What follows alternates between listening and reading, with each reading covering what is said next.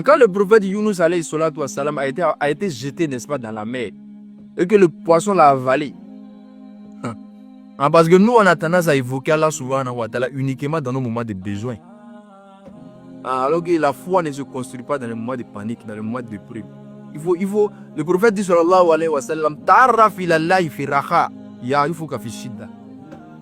Il faut apprendre à connaître Allah subhanahu wa ta'ala dans tes moments d'aisance. Au moment où tu n'as pas besoin de contrat, il faut connaître Allah subhanahu. Il faut prier la nuit à ce moment-là. Au moment où tu n'es pas en classe d'examen, il faut connaître Allah subhanahu wa ta'ala. Il ne faut pas attendre au moment où tu as besoin, n'est-ce pas, d'un contrat. Au moment où tu as besoin, n'est-ce pas, d'un examen. Au moment où tu as besoin d'un travail, là, c'est au moment que tu te lèves la nuit pour commencer à faire 2 rakats. Allahu Akbar. Avec un long chapelet. Commencer à demander des zikr. J'ai besoin des zikr, n'est-ce pas, pour un travail. Le prophète dit ta'arraf ilallahi fi raha. Il dit qu'il faut apprendre à connaître Allah subhanahu wa ta'ala au moment où tu n'as pas besoin, n'est-ce pas, de quelque chose. Au moment où tu n'es pas dans l'épreuve. Ya'rifuka fi shidda.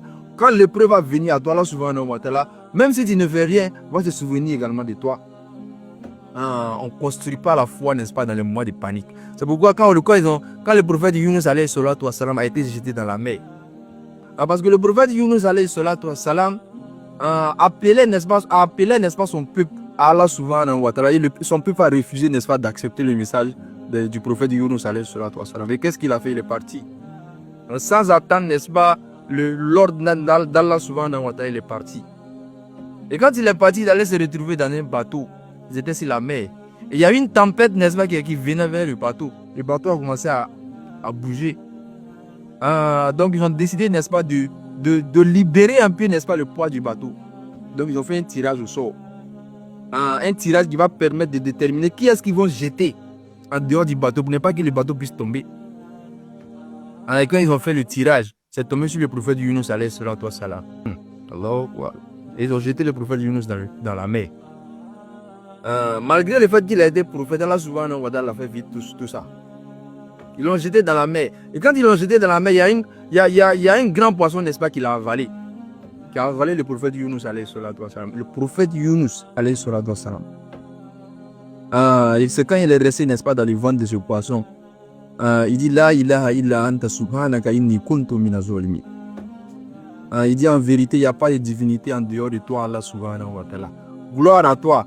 Vraiment, j'ai été du nombre des injustes. C'est ce que le prophète Yunus alayhi salatu wa salam a dit. La ilaha illa anta subhanaka inni kuntu minaz zalimin. Et quand il a dit ça, Allah subhanahu wa ta'ala dit Falaula kana minal musabbihina la labisa fi batnihi ila yawmin yub'asun. Il dit si le prophète Yunus alayhi salatu wa salam n'était pas du nombre de ceux qui invoquaient Allah subhanahu wa ta'ala avant cette épreuve-là.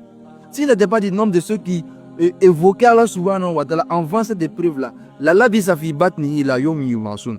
Il allait rester dans le ventre de ce poisson jusqu'au jour de la résurrection.